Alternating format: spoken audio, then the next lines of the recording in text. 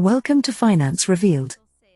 Watch the complete video to discover new market secrets.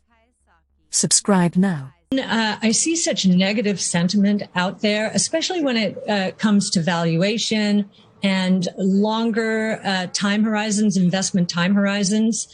I actually feel a little more comfortable. I like bad news and maybe news that's not the discounting is worse now than the news actually will be. I actually feel better in that kind of environment for our strategies. I don't think we're in a bubble, which is what I think many bears think we are. In a bubble, and I remember the late 90s, our strategy would have been cheered on, rah, rah, rah, go get them, right? And you remember the leapfrogging of analysts making estimates, one higher than the other, price targets one higher than the other. We have nothing like that right now. In fact, you see a lot of IPOs or SPACs coming out and falling to earth. We couldn't be further away from a bubble. And the reason for that is the innovation around which we have centered our research. These 5 platforms, DNA sequencing, robotics, energy storage, artificial intelligence, and blockchain technology, are barely off the ground. The seeds for all of these platforms were planted in the 20 years that ended in the tech and telecom bust. And ended in tears. And there's a lot of muscle memory around that. But that's not what's going on right now. The seeds planted back then are beginning to flourish now. And it's just beginning with 5 platforms involving 14 different technologies, all of which are about to experience S-curves and feed one another's S-curves. I don't think the market's ready for this. That's what I meant.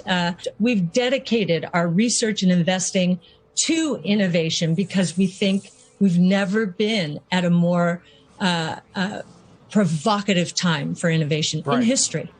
I actually think it's more of a macro call. When I read the bearish analyses, they seem to be centered on inflation and interest rates going higher, which will kill valuations. And if anything, as you mentioned, Carl, we're focused on the deflationary forces that are building up in the economy. And I think that's going to be the shocker out there, that deflation is the greater risk now, not inflation. And not all deflation is bad. There's really good deflation associated with these technologically enabled platforms. They follow learning curves, which are characterized by declining costs and prices, and enables more and more sectors to have access to these powerful new technologies. So that's good deflation. The bad deflation is going to be associated with companies who paid too much attention to short-term oriented shareholders who wanted their profits now, wanted their dividends now, and did not want companies to sacrifice short-term profitability in order to capitalize on some of these massive trends that we see building.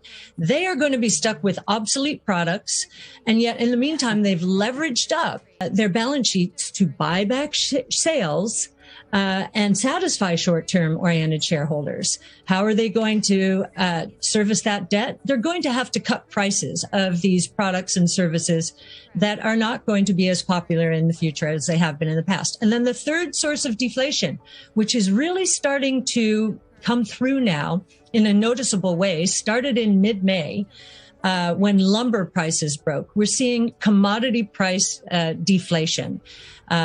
Lumber prices have been cut to 1/3, less than 1/3 of their peak, 1711 to 500 right now.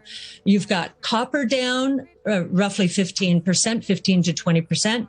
You now have oil down nearly 15 to 20%. And I think the cream of the crop here, and the reason this may be happening and may accelerate to the downside, is the dollar is going up. And that, of course, might be associated with what's going on in China. Well, we have never said that Chinese names are uninvestable. What we have said is because of the social engineering, it seems, or re-engineering that's taking place in China, that the valuations associated with these companies are damaged, and we don't think they're going to go up anytime soon. Linking to the dollar to China, what we're saying is it has been a capital reallocation away from China to, you might say, the dollar's a flight to safety currency. You might say Bitcoin is a flight to safety currency as well. Both have done well recently, and I would link that to China in some measure. In fact, there's an article on Bloomberg about the inability of the Chinese population to get, as they are leaving the country, to get their retirement funds out.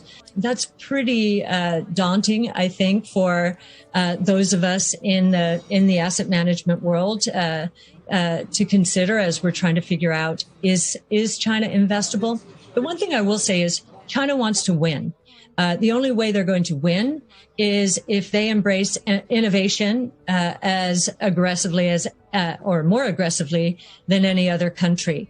And they are trying to do that, but I fear for them that becoming more insular is going to harm their speed in terms of innovation. So, we're weighing this back and forth. And I would say nationalizing an industry like the online education industry that's going to sear our memories for a long time. That could happen to any industry.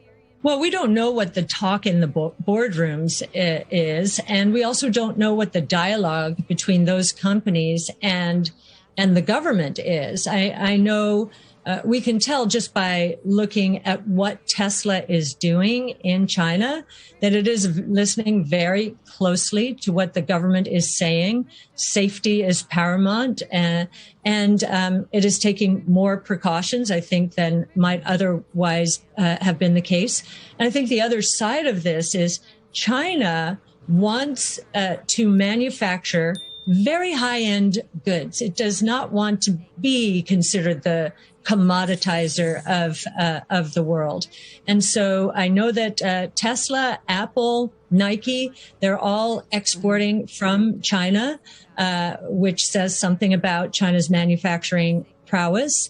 And if you are listening to President Xi Jinping these days, he's saying we need to accelerate our movement up the stack in terms of quality and design when it comes to manufacturing. So I think they are serving the Chinese government's purpose in some way, and the labor costs still are much lower in China. Cryptocurrency legal, cryptocurrency wiki, crypto options, cryptocurrency charts, cryptocurrency history, cryptocurrency definition, cryptocurrency value, crypto queen, crypto YouTubers, crypto day trading, cryptocurrency